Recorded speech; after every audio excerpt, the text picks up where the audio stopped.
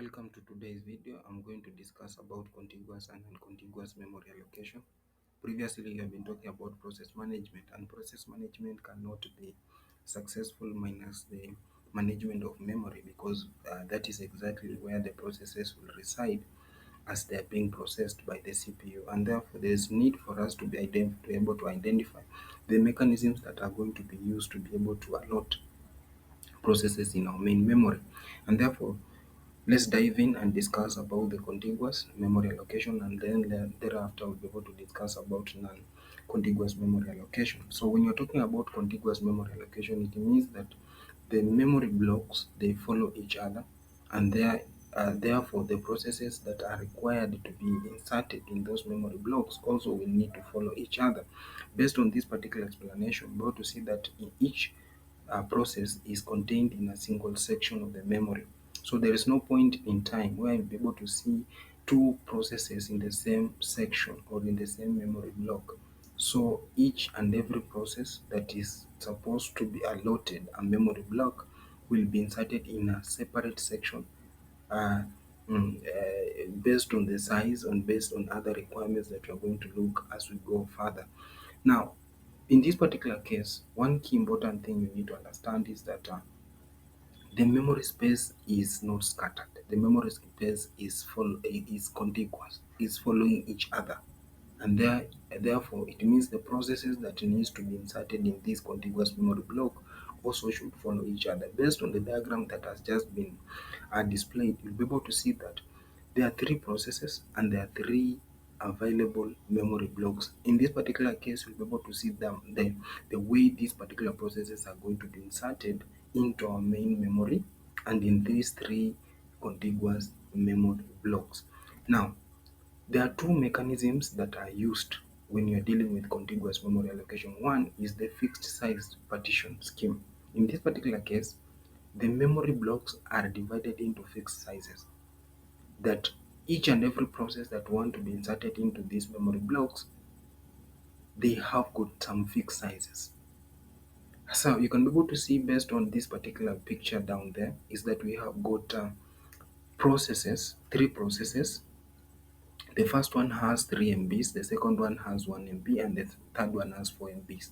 They are going to be inserted in these memory blocks following each other in that particular mechanism.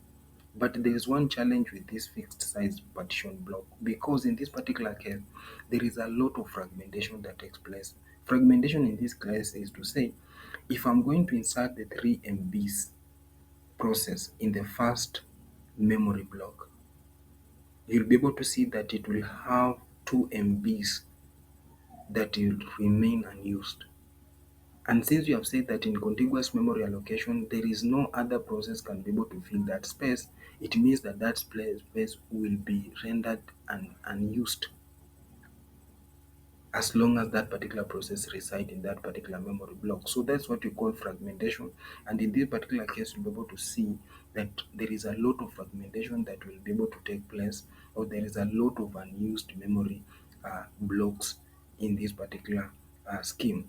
Now, the second type, this second type that we are going to look at is what we call the variable size. In this particular case, that each process is allotted a variable size block depending on its requirement. So it means that in this particular case, using the same example that we have been able to see in the first scheme, you'll be able to see that if it is 3 MBs, it is going to be inserted, yes, in the first 5 MBs memory block, but that particular 2 MBs block that is remaining, it can be used by another process. That particular 2 MBs that is remaining can be used by another process. This means that whenever a new process wants there's some space in that particular in the memory, if available, this amount of space is going to be allotted to it.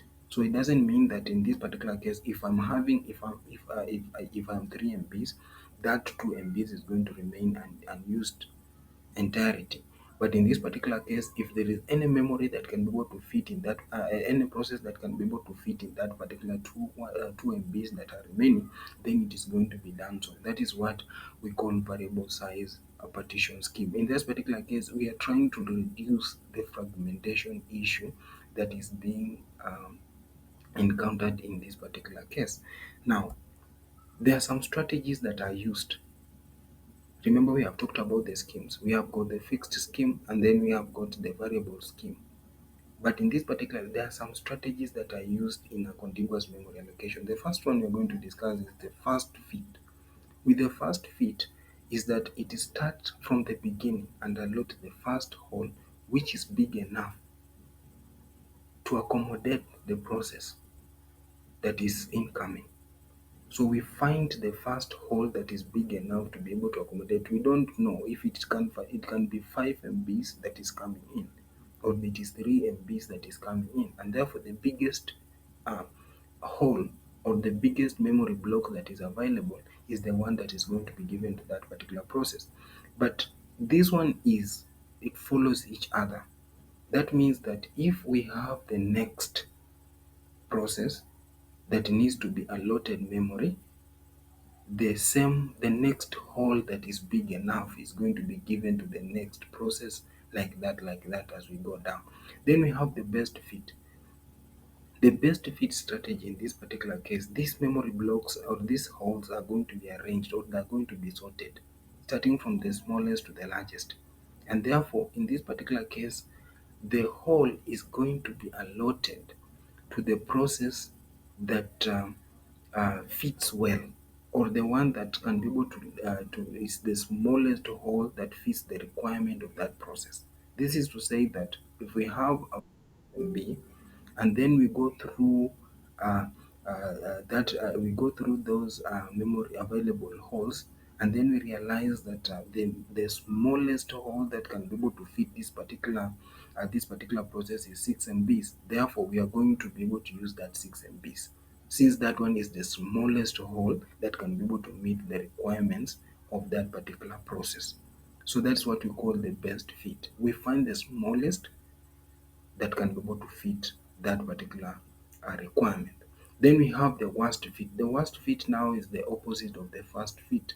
In this particular case, we are going to choose the largest hole to be allotted to the incoming process. We don't care if it is a 5 MB, the one that is the largest 5 MBs. So we are going to give it a 1 MB process. So that is the worst fit. In this particular case, you'll be able to see a lot of internal fragmentation, as we'll be discussing fragmentation issue in our subsequent videos that I'm going to create. Now, the next type, or the next mechanism that is used in allocation of memory, is what we call the non-contiguous memory allocation. In this particular case, we don't need to have the memory blocks adjacent to each other. In this particular case, the memory blocks can be scattered all over, and therefore it is the role of the OS to be able to find where these available memory blocks are within the main memory. Now, in this particular case, the operating system allocates memory to a process in a contiguous block, non-contiguous block. Now, in non-contiguous block is only suitable when we do have the larger memory sizes. It cannot work with the small memory sizes. It can only work when we have a large memory block, a large memory sizes. Now, in this particular case, also you need to say that the blocks of memory allotted to process need not to be contiguous. That one I've already explained. And then the operating system is the one that keeps track of various blocks allocated to these processes. And therefore, in order for you to be able to implement non-contiguous memory allocation, there are two mechanisms, or there are two ways to be able to implement this. One is what we call segmentation, and the second one is what we call it paging. So these two allocation techniques, I'm going to discuss them in my subsequent videos. Kindly keep watching, and thank you for listening. God bless you.